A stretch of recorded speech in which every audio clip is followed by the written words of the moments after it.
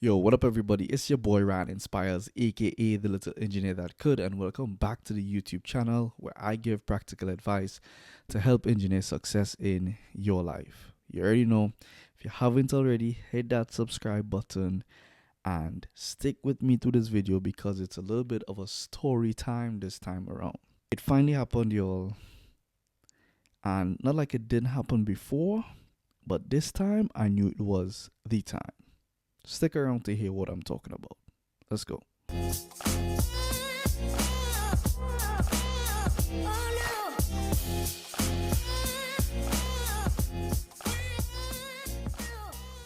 Let's get straight into it, right? Story time, story time, story time. So, I have a 6-year-old son now, and I am fully aware that he is going to make mistakes, right? And we all know that's just how it is. That's life, whatever. And he's the usual. He don't listen sometimes. Sometimes he make bad choices. Regular kid stuff, right? What I have no tolerance for is lying. Now, I'm not saying that he never lied to me before. I'm pretty sure he has, but it's never anything that's serious. And this situation this time too is not that serious, but it was one of those times where I really had to teach a lesson. And as I said, I'm pretty sure he's probably made a lie before, like simple things, right? Like, you brush your teeth. No, yes, I brush my teeth, and then he'd be like, okay, fine, I'm gonna brush it. Like, he usually confesses right away. Like, he's never, or he'll say something like, okay, I'm kidding, right away, right? But this time, I felt like he thought he got away with it, or he tried to hold on to it. So, a little background. Let's go back. So, Rame has been taking Pokemon cards to school, and he's been apparently trading it with other kids. And the first time it started off as a kid give him a card. He didn't trade it, which is like, here, have this. And how I grew up in the Caribbean, you don't take anything from anyone. That's just how my mother grew me up, right? So in my mind, I just told him, hey, don't be taking things from other people. Like, even if they're giving it to you, I personally didn't want him to take anything, because I know that a kid could easily go and tell their parents, oh, like, they might ask, where's your Pokemon card? Rame has it. And if it's a recurring thing, it'll be like, okay, so Rame is just taking all your cards, or Rame is stealing your cards. It could cause confusion, right? Now, that was one day. The next day, he had another Pokemon card. I said, Rame, did I not tell you yesterday, stop taking Pokemon cards from kids? He said, no, daddy, this time it was a trade. I gave him one of mine and he gave me his. I was like, bro, if that's the case, let me trust this. If that's the case, by all means, go ahead, do your thing. If it's a trade, if you're giving up one of yours and you're taking his, it's all good. All right? That's how I said. I said, yo, it's all good. Go ahead and do that. The next day, this is the third day, right? 3 days in a row. This is the third day. He comes with another Pokemon card. And this time, he had it in his back pocket. And I pick him up from school every day, and he's walking. And I didn't ask because I didn't see it. And he said, Dad, look, I got another Pokemon card. I was like, yo, where you get that from? No, I don't try to sway the jury, right? I don't say, did you trade for it? No, I'm not giving you a chance for it. I just said, where you got it? And he says, oh, I found it on the floor. So we get in the car, and I'm just like, all right, okay, cool. In my back of my mind, I'm like, something don't seem right. You found a Pokemon card on the floor. Again, Caribbean upbringing kicked in, and the other Caribbean people could attest to this. My mom's, I could have found $1 million on the floor. She would not want me even touching that $1 million on the floor. That's just how it was growing up, right? So after a while, my wheels started, and I think to myself, oh, he probably, I mean, he found it on the floor, but it's probably some other kid's own. So I kept, so then I start asking, Ramiro, where did you find that card? Not in a aggressive way. I'm just asking questions to get answers. So I'm saying, Ramiro, where did you find that card? I don't remember. I'm like, okay, was it in school or was it in aftercare? I can't remember, Dad. Okay, Ramir. Okay, well, we have to take the card back, right? Because it's probably a kid's card and they're probably looking for it right now. And I said, you know how you feel when you can't find your stuff? Like, we have to take it back. So he got sad. And it's like, okay, cool, I understand, right? I said, Ramir, don't worry, Daddy will buy you Pokemon cards and you will, you'll have a whole set and we'll get a book for you to put them in, whatever. I never did that as a kid, but he's into it, whatever. We gonna go with it, right? So I'm driving and then he says, oh, Dad, I didn't find this Pokemon card. I actually traded it. So I was like, huh? What you mean you didn't find it but you traded? Why is his story changing now? He said, well, I traded it, and he called the kid name he traded with. I said, okay, so why did you tell me you found it? He said, well, I don't know.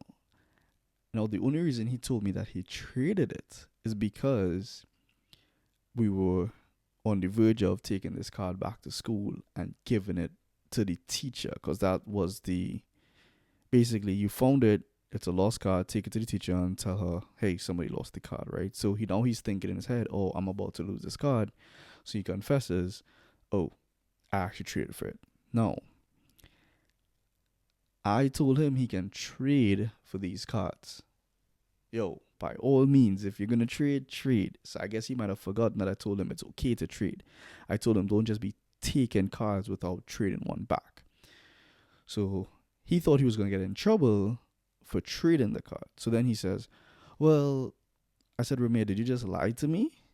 He said, yes. I said, well, why did you lie to me? And he said, well, because I thought I was gonna get in trouble. And I said, okay, by all means. But I said, Rene, you know how I am. I rather you tell me the truth and we figure something out than you lie to me. So that's when I won't even lie to y'all. I was ready to trip out, right? Because it's like, why are you lying to me, bro? Like, why are you lying to me? Why are you, it's not even just the lying. Why are you scheming to finesse your way into keeping a card, right? By coming up with this elaborate lie that you found it on the floor and you think that's just gonna, it seemed sneaky and it seemed like, bro, okay, nah, this is it. This is what we need to nip in the bud right here. The other things about, oh, did you brush your teeth? That's just whatever. But this right here, it seemed sneaky and it seemed a little finesse, you know? So I was ready to trip off. I'm not gonna lie to y'all. I was ready to trip off. I was ready to just go crazy and just, start disciplining in a grimy way, right? And my voice started to go up. I'm not gonna lie to you, my voice started to go up. I started to tell him like, yo, you can't be lying to me. I'm disappointed. Why would you do that? Why would you lie? And then I remembered something, right? First thing I remembered was my mom. She would say, yo, that's your child. And it's not related to anything, but she'd always say, yeah, that's your child, because he would do things just like me, right? The second thing I remembered was I was looking at a podcast with Andrew Huberman and I think Dr. Becky. I think that's her name, right? And she was talking about how we, like, when kids do little things, it's actually things that we also did as kids, and it's good to remind them of that, right? To let them know, like, look, we made those same mistakes too, and it's a mistake. That's what it is, right? It's a mistake. Like, we all make mistakes. And then lastly, I remembered that I have to have some type of mercy and some type of grace with him, because like I could go all the way, go crazy, just no TV for a week, no Switch for a week, no, just the punishments could be out of this world. And I mean, he's already in the back seat crying, tears, and just being emotional, being a 6 year old, right? But in that moment, I really started to think about, okay, calm down, Ryan. How do you want to teach this lesson? Because just going straight buck wild crazy, even though you want to really nip this in the bud, you want to approach it the right way. So the next thing came to me was the scripture about discipline. And I'm not gonna lie to you and be like, yo, I was able to quote the scripture. I just know it is like, you know, I knew, I guess, what it was saying. And it was the one that it said that, you know, God only disciplines the people that he loves, right? And then the other thing was disciplining your son, or it's a father's discipline your kids so that they'll grow up in the way, something like that. But I have it here, so I'll read it. But at that moment, those are the things. So I had to go on, you know, go in my Bible app and read it real quick. And I'll read, and I think they're both in Hebrews, if I'm not mistaken, right? So the first one is Hebrews 12:7, which says, "It is for discipline that you have to endure. God is treating you as sons. For what son is there whom his father does not discipline?" So when I got to that thought, I thought, okay, so I can't let it fly. So it can't be, yes, I have to show mercy, I have to show grace. I have to be able to explain to him that I also made those mistakes, but I can't let this behavior fly, right?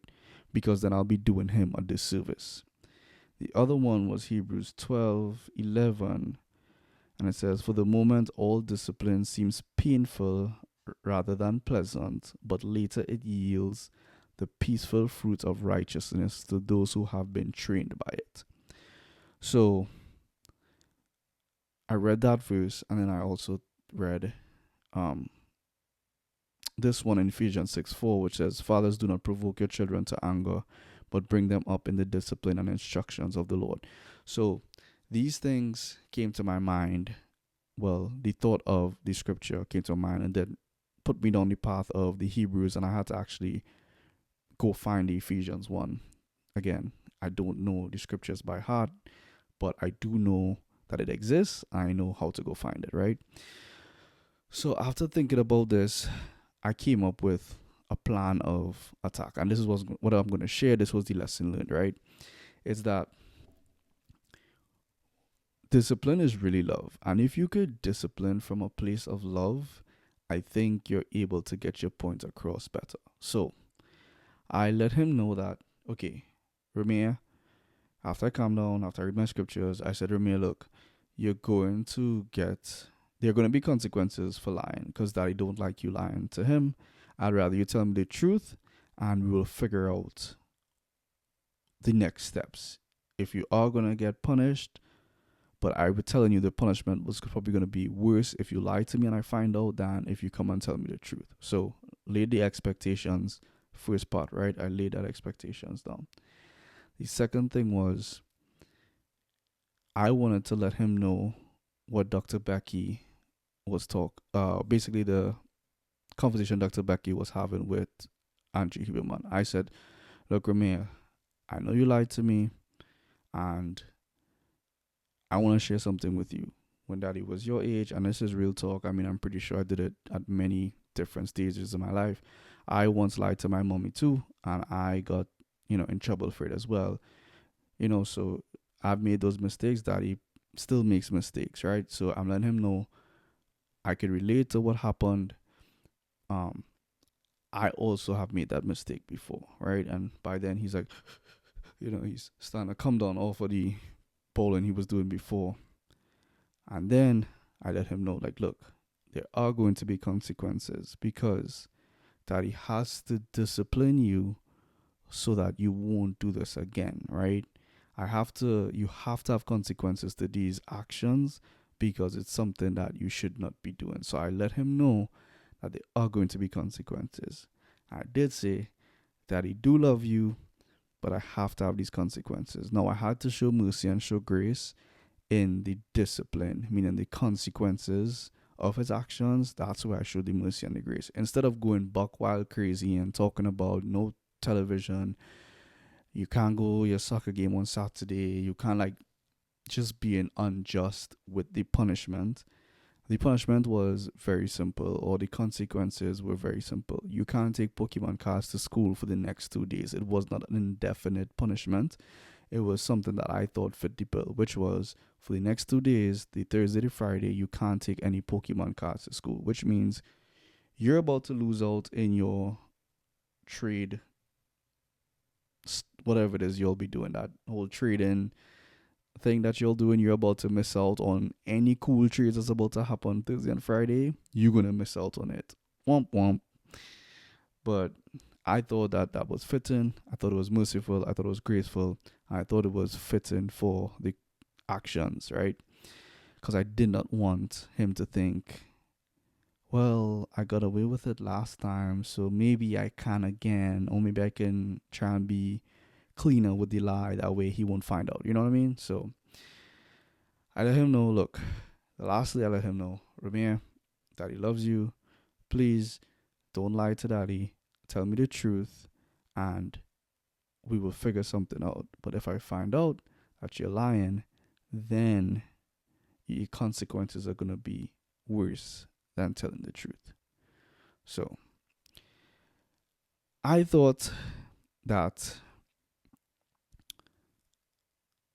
I didn't see myself making that type of intentional thought behind disciplining my son, but it is something I'm trying to do more because,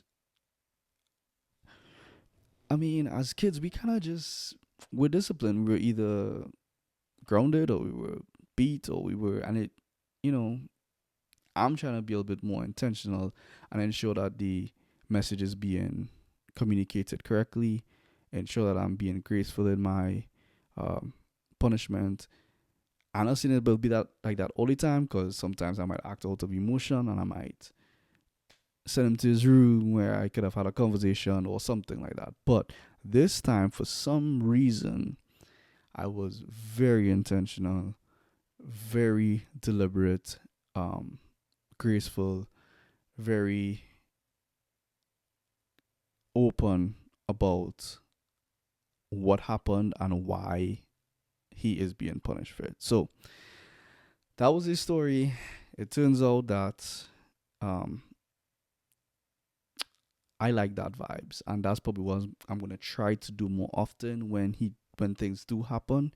I'm gonna try to take that approach and ensure that I'm disciplined from a place of love, and also that I'm not provoking my son to anger, but also being firm because I know that discipline is love, and I am too disciplined from a place of love.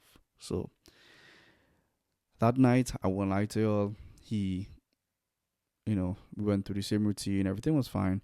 And then he said, love you, Dad. And that love you felt really good because I knew that he understood that, yo, you're not, like, nothing changed between us. It was just, you did something, I had to correct you for it.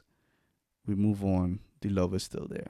That was more meaningful than anything else that he could have said to me in that moment. So I appreciate that. And then the next day, of course, getting ready to go to school, he thinks, oh, it's a new day. Those consequences don't come into this day. He said, Dad, can I take this Pokemon card to school? I'm like, bro, we just talked about this. The punishment is you cannot take Pokemon cards to school today or tomorrow. So he still tried it. He's 6, whatever. He still tried it. But I hope you learned something from this. I definitely learned something from that interaction, and I'm hoping to become a better dad. Understand that it's okay to correct him, and understanding it's okay to discipline him because I love him and I want him to grow up knowing right from wrong, knowing how to be a man of integrity, knowing how to be a man of honor. And I will continue to discipline him because I know if I don't discipline him, then he's going to go out into the real world and he's going to be disciplined. And it's not going to be the correct way of disciplining. So that's what it is. It's your boy Ryan Inspires. If you found this to be at the slightest bit entertaining, at the slightest bit useful, please hit that subscribe button, hit that like button, share it with other fathers, other parents, and let's continue to grow together. For now, stay focused, stay inspired, and follow me on IG at Ryan Inspires, and let's keep going. See ya.